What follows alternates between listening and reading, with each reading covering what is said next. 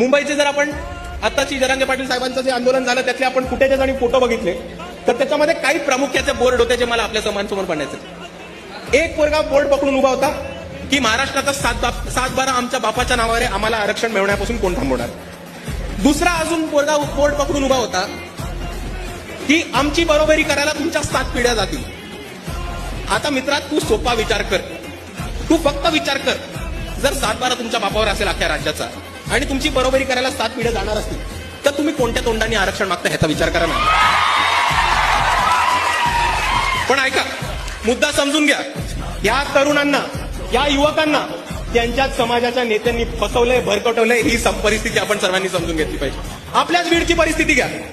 शिक्षण संस्था कोणाच्या आहेत? साखर कारखाने कोणाचे? वरती जाऊ नांदेडला. शिक्षण संस्था कोणाच्या? साखर कारखाने कोणाचे? खाली या लातूरला जाऊ.